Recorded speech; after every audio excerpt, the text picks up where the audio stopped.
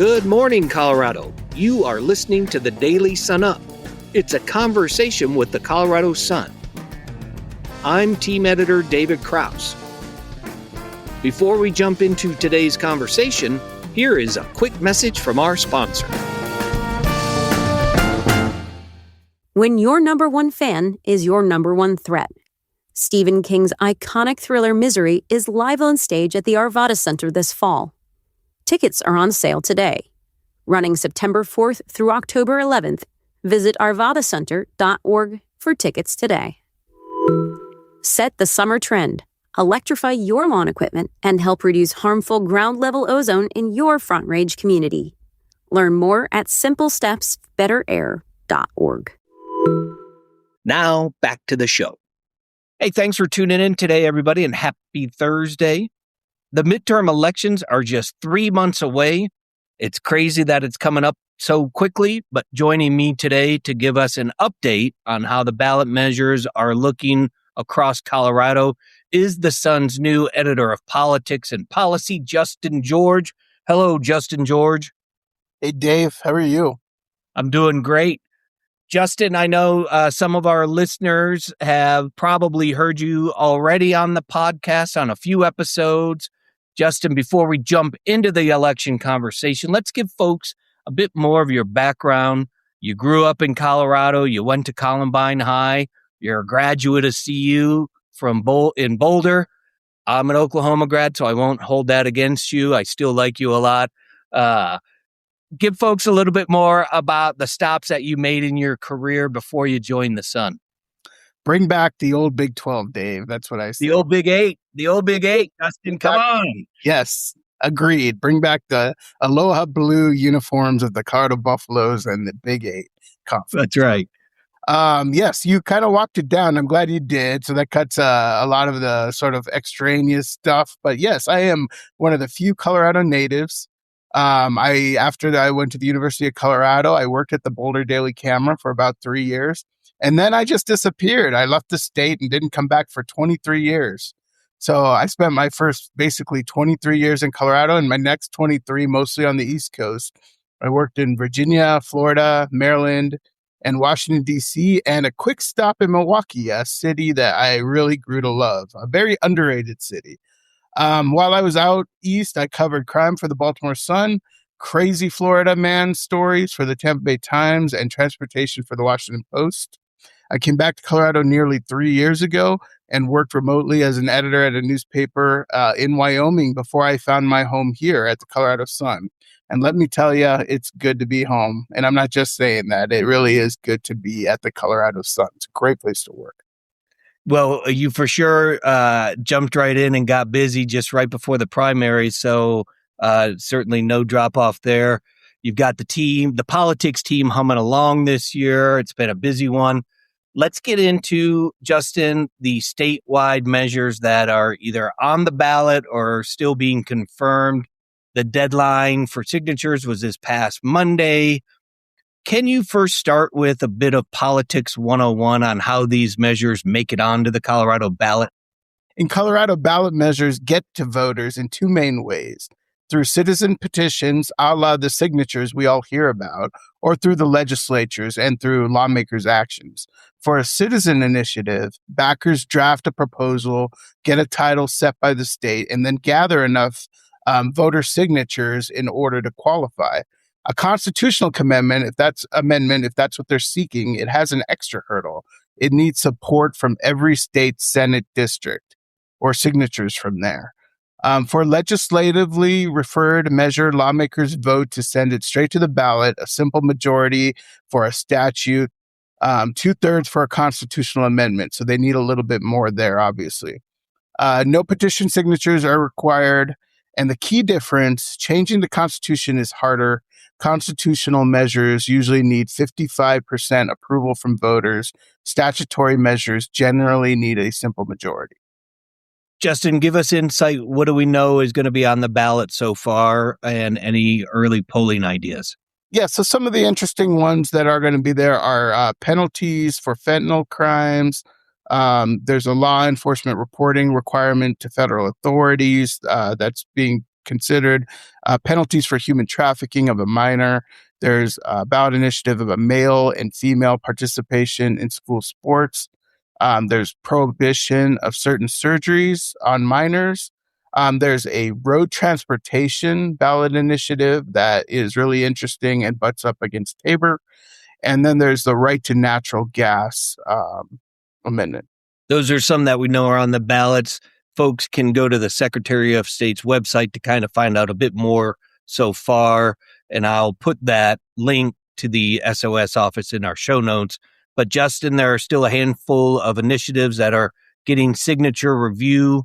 Can you first talk about that review process and then highlight some of the initiatives that are still under review? Sure. It's basically a signature checking process. The state pulls a random sample, at least 5%, and uses that to estimate whether an initiative has enough signatures it needs. If the result is too close to call, officials check every signature.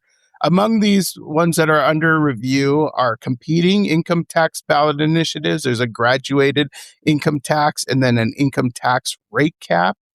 Then there is also a congressional redistricting initiative. There's a hunting and fishing rights initiative that looks to ingrain that into the Constitution, and a voter ID requirement for mail-in ballots. We should know which ones make the cut on September 2nd, which is the deadline. And a little bit of a left field question, but it's one that I always kind of think of each year. How do we get the numbers on these things, Justin? Yeah, I had to look this one up and get help from assistant public political editor Brian Easton because I had no clue. But I learned. But the citizen initiatives, once qualified, get a number from the Secretary of State, and it's basically according to a filing system. Constitutional initiatives get numbers counting up from 1 to 99. Meanwhile, items referred from the legislature get letters A, B, C, etc. for amendments, AA, BB, CC for statutes. Secretary of State hands them out in order that measures officially qualify. Good stuff. I had no idea it was that in depth, but it kind of makes sense. So, Justin, all that said, can you tell our listeners how the planning is coming and what they can expect from our growing Colorado Sun politics team? Well, I'm glad you asked, Dave, because this Friday in our unaffiliated newsletter, and please sign up and subscribe if you aren't reading it and you're interested in politics, Colleen Slevin, one of our political reporters, will break down just how successful these citizen initiatives have been once they're on the ballot. She's looking back at their past fail rates and will examine some of the more notable ones in past years. What else do we have planned as far as candidate profiles, anything like that as the election gets closer? Yeah, stay tuned, Dave, for our voters guide. That's something that we put a lot of emphasis in, and we're having reporters from all across our newsroom sort of pitch in. So they will be looking to examine and question. And the way that we ask questions, and we're not going to email them out, we're not texting them, we are going to actually call candidates and talk to them over the phone or in person and have them answer questions that are really important to voters, and put together a guide that people can kind of go through and sort of decide or help them decide who they want to vote for. Similarly, on the ballot initiatives, we'll be talking to sponsors and backers, and we'll be talking to those who are opposed to it and those who are for it, where the money's coming from to back these things up. And I'll put that all in a guide, and that'll be coming out this fall. I know that for the primary, that your first big politics election thing with the Sun, crazy numbers. I was really impressed with how many listeners and readers tuned in. How did you feel about how all that went? Yeah, I think, it was good to have. It's kind of interesting because, as you know, Colorado is not just purplish, but becoming pretty blue. So in a way, that was a pretty consequential election. So I can't just call it like a test run. We had a lot of things that were decided there. Some major races, obviously the governor's race and things like that. But there are still some outstanding races here, and still a lot of national interest on the tight one. So it's definitely something we have to keep a close eye on. And it's good that we have the primary that sort of clears up a lot of the murkiness that was there. And so now that we can focus on the tight races and the ballot initiatives. I think that's really important, and our coverage really reflected how important that those primaries were this year, as you mentioned, because we are becoming so much more blue. Justin, let's get into and kind of explain to our listeners a little bit about how we have a partnership with other Colorado news organizations that have staff at the state capitol. Can you get into what that partnership looks like? A lot of them I know have heard the Purplish podcast here on our podcast as well. Yes. So the Colorado Sun, Colorado Public Radio, KUNC, Rocky Mountain PBS, and a few other partners, we feel like we're like the Avengers or the League of Justice. But I'm totally making that up. But when it comes to politics, we are kind of a little bit like a super team in that we are able to sort of combine our sources, at least as far as our reporting sources, and then get out and cover more ground. We're basically news partners when it comes to political matters, and it comes to like things like the Purplish podcast. It allows us to cover more ground and hearings for news readers, a lot of different interests that each outlet has, and that allows us to share each other's content to make sure there's more perspective on websites and on the radio and on TV. And in this age of journalism cutbacks, it's a way for news organizations with common public service goals to keep voters informed and keep an eye on lawmakers. So when people see Colorado Capitol News Alliance, that's what that means, right? That means we're sharing stuff, we're helping just disseminate even more information out to voters. Correct. You might see Jesse Paul, our elections editor and one of our political reporters, byline on a CPR website, or you might see it on Rocky Mountain PBS's website, or conversely, you might see a CPR reporter on our website and those bylines. And that's because we are sharing each other's content and things like that. You might hear, if you listen to Purplish, you're going to hear Jesse or Brian Eason, our assistant political editor, or Colleen Slevin.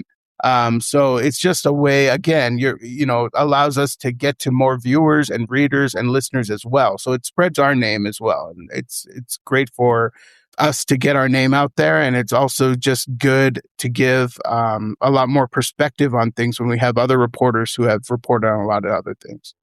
Justin, really appreciate the conversation today. Listeners, you're going to be hearing more from Justin and the politics team every other Wednesday on the Daily Sun Up. That's kind of our schedule there. And certainly we'll have plenty of resources on statewide measures, statewide elections, and candidate updates, and all the information on how to register and how to vote, and information you need for those, especially who are new to the state. Justin, thanks again for the time and the conversation. Thanks, Dave. Great talking to you. Thanks for listening. And finally, here are a few stories that you should know about today. A program in southwestern Colorado is saving unsellable timber from San Juan National Forest thinning projects for native tribes to heat their homes in winter. Wood for Life benefits the Forest Service with the removal of hazardous wildfire fuels, creates an outlet for the wood that benefits tribal members, and gives young people opportunities for work. Uber and Lyft passengers in Colorado now have more protections. Under a law that went into effect on Wednesday, rideshare companies operating in the state are required to investigate drivers after receiving complaints from riders, including about sexual assault, harassment, and stalking, within 7 business days or face penalties. George Markert is the retired Marine colonel tapped by Republican gubernatorial candidate Victor Marks to serve as his running mate. Markert, a 54-year-old married father of 2, was originally running for the U.S. Senate, but he failed to make the GOP primary ballot. The Sun caught up with Markert recently to learn more about him. To read these stories and much more, visit our website, coloradosun.com. As an award-winning nonprofit news outlet, we take our mission of credible, independent journalism seriously, and you can check out our trust indicators at coloradosun.com/ethics. Our music is by the Denver-based Matt Skellinger Group. A link to their music is in our show notes, and a special thanks to Swallow Hill Music. I'm David Krause. See you next time.